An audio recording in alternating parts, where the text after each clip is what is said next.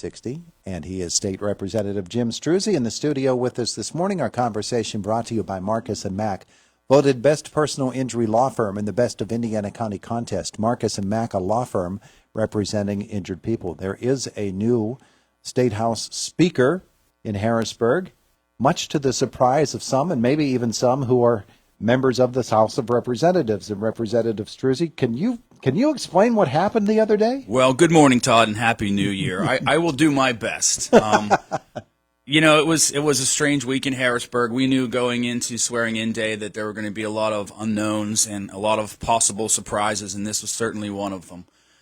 We met in the morning, just to be perfectly honest, we met in the morning like we typically do for a caucus to talk about how we were going to go about the speaker nominations. When we voted, the majority of us supported one candidate that we thought we were going to go up onto the floor and vote for as speaker, having a two-member majority right now because of the two members on the Democratic side who had to resign because they were elected to higher offices. Mm-hmm. So we went in on Tuesday thinking that we had the majority.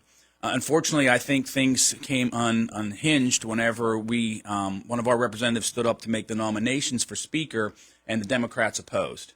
And then that sort of set things into a different course of action. And then they proposed a motion to adjourn us until February 21st, which means we would get absolutely nothing done for almost 2 months. Mm-hmm. We didn't want that to happen. And I think, you know, it could have went that way with the way those votes went for the adjournment. It was a split.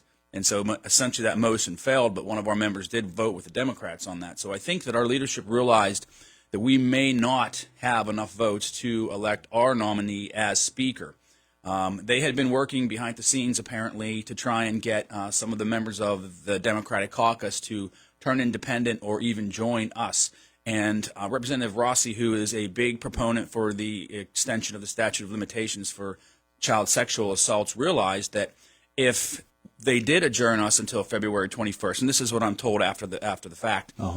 He would not have been able, or we would not have been able to move forward with that constitutional amendment related to the statute of limitations, and that's his big issue. And so he approached our leadership, from what I'm told, and said, "Look, I'm willing to do this. I'm willing to switch to independent if you'll be supportive." That was not shared with us until after the fact because we were on the floor. And things were already in motion, and from what I understand, this happened very quickly.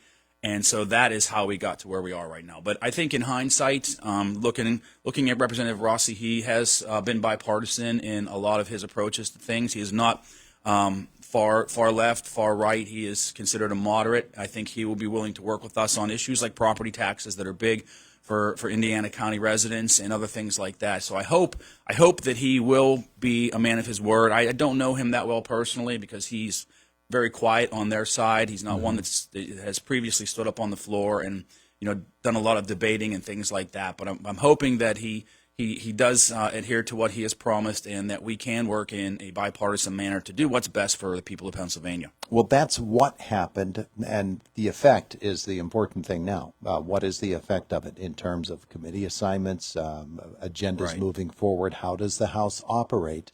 And is this only temporary until the special elections and then you do a new House Speaker? Or is this House Speaker until next time around?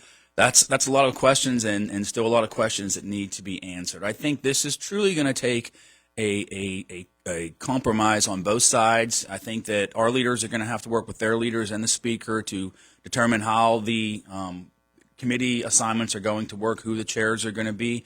We had some rule changes as well that we still haven't voted on. We have to reconvene. We don't have a schedule yet for session because we haven't had a speaker, so hopefully we'll see that very soon. But we still have to work on our House rules, and some of the changes in those House rules are also more balancing of the committee. So even the majority in the committees would only have a 1 or 2 vote majority. So that's all going to be changing, and I think really it's going to show that we do need to work together, both sides of the aisle, to do what's right for Pennsylvania residents. And if you want to get anything done now, it's going to take those compromises, that give and take. And I don't think you'll see any of the extreme agendas moving forward because the majority is so slim, no matter who has it. And that could change. You're right. We're trusting that Representative or Speaker Rossi now will be a man of his word. He has said that he will stay as speaker for the entire 2 years of this session, but that could change once the elections occur here, these special elections for the seats that were vacated. That could change. So time will tell on how this is going to play out. Yeah, and obviously you get interested because of your current committee assignments, Yes. and what happens now. It's a whole new house, so committee assignments get all shuffled around. Have you heard anything about what your assignments will I be? have not, Todd, and that I'm very eager to learn what my committee assignments will be. I'm fairly certain that I will still be on appropriations because I've spoken with the appropriations chair, Representative Grove, who I know pretty well. And I'm anxious to move forward. I continue to work on legislation, working on new legislation, tweaking the legislation that I've introduced in the past. I have them all lined up and ready to be reintroduced once we are able to do that. But we really can't do that until we have the committee assignments and all those things in place. And I think it's important, that over the past 4 years that I've been in office, that I have taken a bipartisan approach to working with both sides of the aisle on legislation, but the legislation that I think is meaningful to all people, not just one side or the other.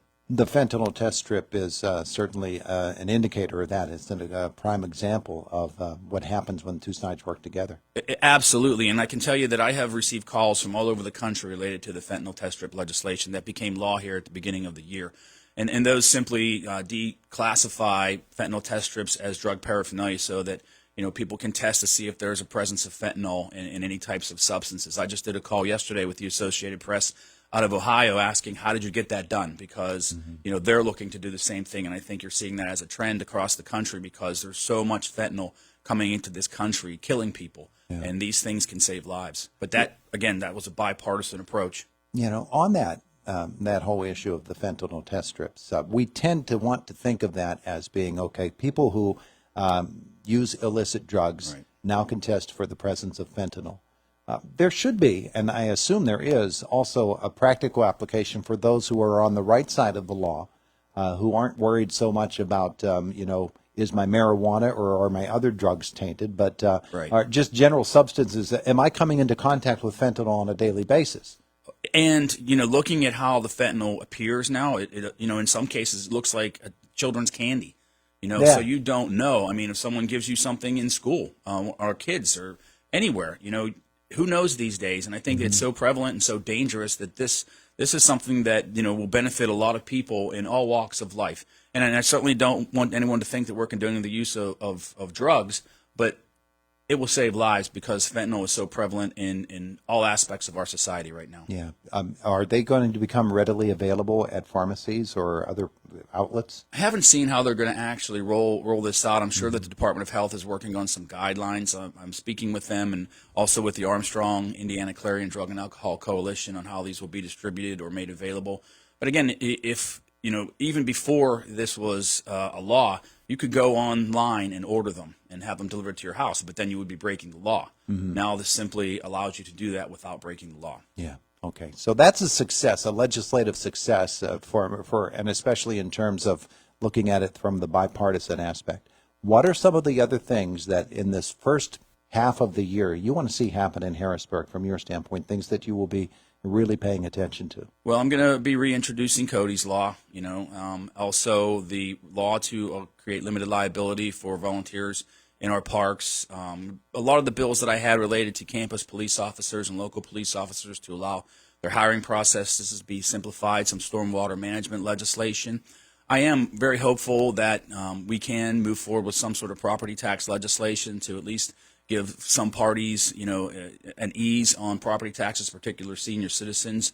And this time in our lives, we're looking at, the inflation rate still being so high or the cost of all goods and services being so high. We really need to do a lot to help people make ends meet, give them breaks where we can find ways to do that. I think we have to be more efficient as government entities, particularly, with this new administration coming in. I'm hoping that we can look at some of the agencies and eliminate some additional waste, see where we can cut corners to ease the burden on taxpayers and make sure that we're wisely using taxpayer dollars. We have talked with you and with Senator Pittman as well about the incoming Shapiro administration. Yes.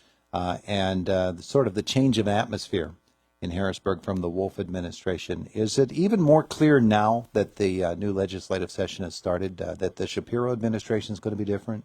Absolutely. I think that the Governor-elect Shapiro understands how government works. he was a state representative. He was the attorney general for a number of years. So I think he understands that in order to make government function without the stalemates that you saw under the Wolf administration or the executive orders, he needs to work with the General Assembly to make things move forward. And I think he's going to do that.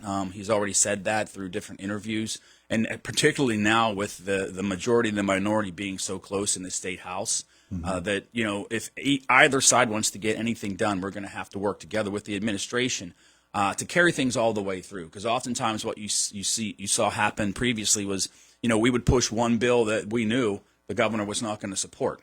But that's how it would go because the governor was so one-sided. But I think Shapiro understands that, to do good for the entire Commonwealth, that we're going to have to meet with his officers, his administration, the whole way through the process of pushing legislation. Yeah.